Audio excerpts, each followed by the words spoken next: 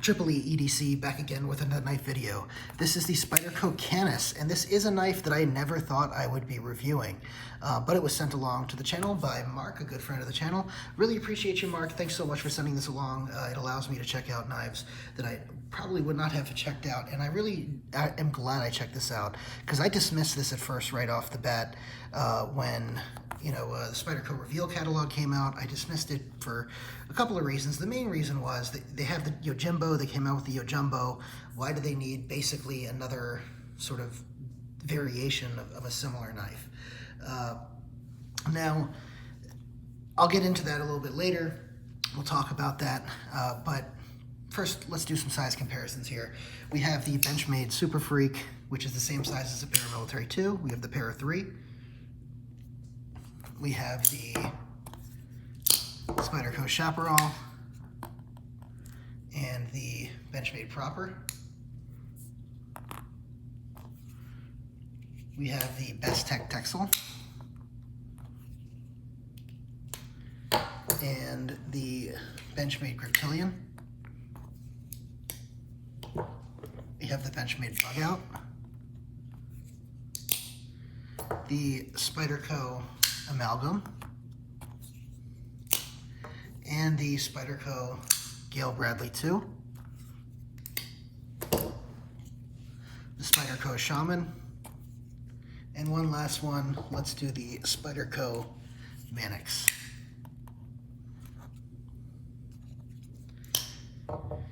So that should give you a good idea of the size of this knife. It seems like it's an in-between size. Again, I haven't had the Yojimbo in a while. It's been a while since I've had the Yojimbo in my hands. This is definitely smaller than the Yojimbo, but this seems to be sort of a middle ground on the Yojimbo and the Yojimbo as far as size is concerned. In any event, let's go ahead and talk a little bit about this knife, some of the good and the bad. First, let me tell you a little bit about the designer of this knife. Kelly McCann is a counterterrorism expert. He is very, very decorated. I think he's a ground combat expert as well. And this was designed as a tactical knife, just like the Yojimbo was by Michael Janich. The Yojimbo is a Michael Janich design. This is a Kelly McCann design. Kelly McCann's signature on here, the brand is very, very cool. I like the signature on here. He's definitely got his own style. Let's go ahead and talk about the good and the bad on this. Start with the good. So right off the bat, the blade on this is awesome. I have to admit, this swedge, when I first saw it, honestly, it looks stupid, and I just dismissed it outright as what the hell were they thinking with this thing? But honestly, this is great. Most of the time when you're cutting cardboard or anything else EDC, you're going to be passing it through where the swedge is, right? So you're going to have very little resistance. You're going to have a thickness of the blade that rides all the way through right here. The swedge takes off a bunch of weight, but it still maintains the strength all the way through because of it maintains the strength right here. The blade itself is a hollow grind, and so it gets to a pretty nice sharp edge because it's a hollow grind. Hollow grind, for those of you that don't know, a flat grind is going to be a straight V, whereas a hollow grind is going to curve inward to a point. And that creates a much finer point, a much finer edge than a regular flat V would. So in any event, the hollow grind on this is excellent. It's not a deep hollow grind. It's a shallow hollow grind, but it's still deep enough that it gets you to a very, very fine edge. I was cutting through some triple. So I had boxes that I was cutting up. I was honestly being a little nutty with this thing, and trying to see, well, how great does it slash? Because obviously it's designed as a tactical knife. So I had a couple of pieces of cardboard, so it went right through cardboard, no problem. It went through two layers of cardboard, no problem. Went through 3 layers of cardboard, no problem. It wasn't until I got to 4 layers of like a thick cardboard where you started to get hang-ups in how easily you were able to slash through in the downward slash motion. And I mean, that just goes to show you that the edge on this thing is great. And one of the differences between this and the Yojimbo is that the edge on the Yojimbo, I always felt like was a little bit thin. And the edge here I don't feel like is thin. It's reinforced here significantly, which is one of the reasons this wedge doesn't go all the way down to the tip. And it also is reinforced by the fact that this goes all the way across. So the edge on this is, or the tip on this, I should say, is, it gives me much more confidence that I can, I can use the tip, in whatever medium I'm going through. I can use the tip, whereas on the Yojimbo, I do feel it's a little fragile sometimes. I'm not saying that it is, I just don't want to test it that hard. And this one, I felt like I could test hard, no problem. The ergonomics on this also are very good. Honestly, I think the ergonomics on this are probably a little bit better than the Yojimbo. The Yojimbo actually has good ergonomics, but the ergonomics on this, I think, are a little bit better. One exception is the Yojimbo has a thumb ramp that you can go to right here, and you can really get a lot of good downward pressure on that thumb ramp. You can't really do that here because the thumb ramp is here.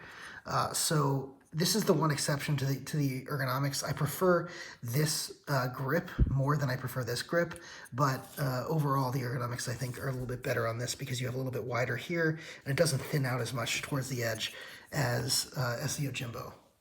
So again, the blade is great, the ergonomics are good, and the fit and finish on this is great because this is a Taichung Taiwan Spyderco here. You can see right there, the Taichung Taiwan factory is well known for, doing more finishing on the blades than, or on the knife than the other factories. So the Golden, Colorado factory is probably the second best factory for, fit and finish with Spyderco. But as you can see, you're going to get a lot of flat. This is the Para 3 from the Golden, Colorado factory. You're going to get a lot of flat G10, and you're going to get sharp edges on the spine of the knife. Here, you're going to get much more finishing on the spine of the knife. Everything's going to be rounded off for the most part, obviously, except for the cutting edge. You're going to get much more rounding here on the scales. And the scales are going to be a carbon fiber over G10 laminate. I don't know if you can see that. Now, a lot of people complain, I want full carbon fiber, and you can see Spyderco does use full carbon fiber. This is a full carbon fiber, a peel ply carbon fiber on the Manix, but I honestly don't mind this, the carbon fiber with the G10 laminate. It's interesting. It gives a decent texture, although the texture is inconsistent, and so is the finish. I'll tell you why. Let's go ahead and take a look at that. Take a look at that now. This is sort of a neutral issue, so I'm not going to put this in the good or the bad. But here's a bunch of Taichung Taiwan Spydercos. Let me see. I've got some more here. Yeah, here we go. So you've got the Gale Bradley 2, the Canis, the Amalgam, and the Chapparal. I don't know if you can see right off the bat, but these two have a similar handle, and these two have a similar handle. These two have a shinier handle. This is much slicker. This is much slicker. This is a little bit, more matte finish, I should say. So these two are more matte, and these two are more glossy. I'm not really sure why they do that. I'm not sure if they do that on purpose, or if it's specifically because these two knives are sort of meant to have better grip on, and these two knives are meant to be a little bit more dressy. I'm not sure if that's the case, but I sort of expected what comes out of Taichung Taiwan to be more consistent with that. These are all carbon fiber over G10 laminates, so not really sure why that is. I also had the smock at one point. I think the smock had more of a G10 like this, or carbon fiber over G10 like this, but just sort of an interesting issue with the carbon fiber over G10 laminate.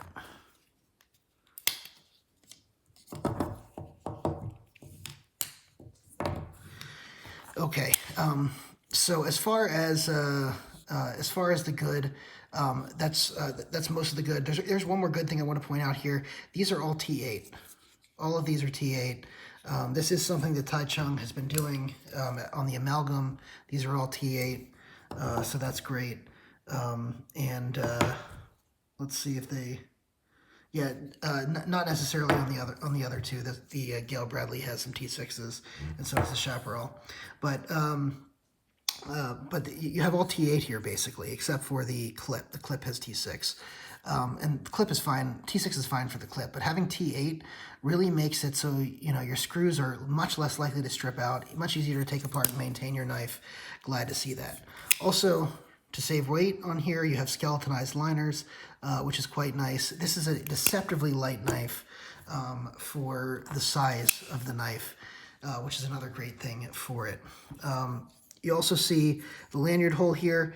Now I'm going to get into the bad here. The lanyard hole it doesn't make a lot of sense on this knife, because it's below the clip here.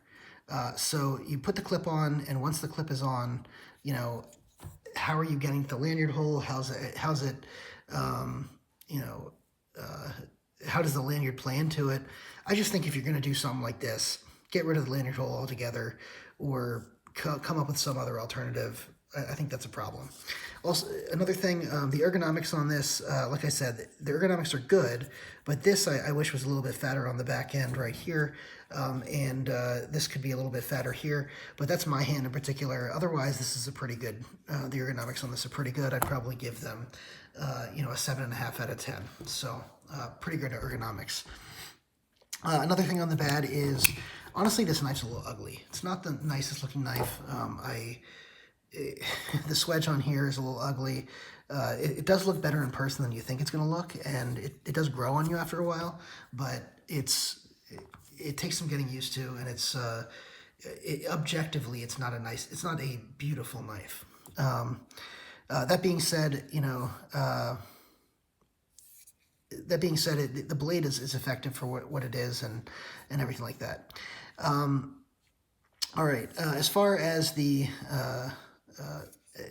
other bad, there's not really a whole lot of other bad on this.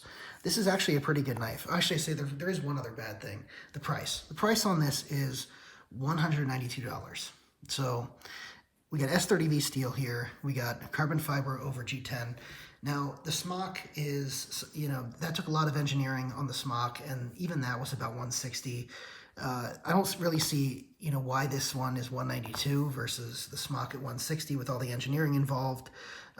And, even the amalgam, which has a lot more material, same materials, and by the way, materials, guys, are not the reason knives are priced the way they are, but just, when you have similar mechanics involved, and similar manufacturing involved in the two knives, then material comes into play. And so that's why I bring the amalgam up. So in this case, the amalgam is basically, it's a cheaper knife than this, which is odd. The only real explanation is the extra grind time for here, but still, $192 is a little bit steep. Especially when you consider that the Yojimbo can be had for, I think it's about $140 is what the base Yojimbo goes for. So it used to be $125, so I get a little confused. Spyderco keeps raising their prices, but I think it's around $140 now. This is not worth an extra $50 over the Yojimbo. Honestly, I like this better than the Yojimbo, and I'm a little bit surprised that I do, but I do like this better than the Yojimbo, but I'm not sure that I like it $50 more than the Yojimbo. And if I'm going to spend the extra money on this, I might look for the carbon fiber and 20 CV Yojimbo version, the sprint run, instead of this. So just something to keep in mind. If you were going to buy this, I'd probably say buy it on the secondary market, because of I think you're going to find over time that these are going to run about probably $40 to $50 cheaper on the secondary market than they are now. I think you'll see these settle in at a price around $145 to $150 on the secondary market. So that's pretty much it. One other thing of note, I guess you can put in the bad, is the compression lock. The compression lock here, and this is a fatal flaw with a lot of Taichung Taiwan compression locks, is that the compression lock, you can see on the Golden Colorado ones, so you can see these are rounded right here. These are not rounded. So this gives me good purchase over here, and also you get a little bit more of a cutout here to access the bar. So a little bit less cutout, plus the fact that this is rounded, means this is a little bit harder to get to. And I also find the tension on these is a little bit more tension than the tension on these. So what that means is you're digging your finger in more to get to the compression lock than you would necessarily on here. So I know they're trying to do additional finishing on here, but it ends up being harder to actuate than the compression lock on the Golden Colorado ones. So that's the last thing. As far as conclusions, obviously I haven't talked about the tactical aspects of this knife. You can go read or watch Michael Janish's explanation of why a Wharncliffe blade like this is going to be great for tactical applications. Most of it has to do with the force that when you're cutting into something, the knife continues going in. Like if you're into a medium, the knife continues going in further and further and further as you're going down. Whereas if you have a rounded, a rounded tip here, as you're going down, or going in, it's not applying the same force, and you're sort of glancing out like this, right? So as far as tactical applications go, you can look at Michael Janish's explanation, but the Wharncliffe has an excellent benefit for that. Like I said, I tested this on some cardboard. I wish I had some ballistics gel, but it works really well, trust me, as far as that goes. Now, I'm not a tactical expert. Don't take my word for it. Take Kelly McCann's word for it, or Michael Janish's word for it. It's a good design for tactical applications. As far as final conclusions, the final conclusion on this is from an EDC perspective. This is a much better knife than I thought it would be. Honestly, it's been great to carry it as an EDC. I would recommend it as an EDC. It's a little bit overpriced, and frankly, if you're going to buy it, you should buy it on the secondary market. But honestly, this is a recommend. I like it. It's a good knife. This is not a go out and you must buy it now knife. But if you see one for a good price on the secondary market, and you like a Wharncliffe blade, and you like a hollow grind, I mean, this works great. I have to say, I'm very surprised. That being said, I still think that it was an unnecessary knife to come out, considering what else Spyderco had in its lineup, just like I kind of feel like the Endella is sort of an unnecessary knife. I don't know that we necessarily needed a middle ground between the Endura and the Delica, but maybe there's a market for it, just like maybe there's a market for this. We'll see if it sticks around. Thanks so much. Go ahead and drop a comment. Let me know if you enjoyed the video, or let me know if you've had the Canis or have the Yojimbo, what you think of them both. And go ahead and hit the subscribe button, hit the notification bell so you get all my content. Thanks so much.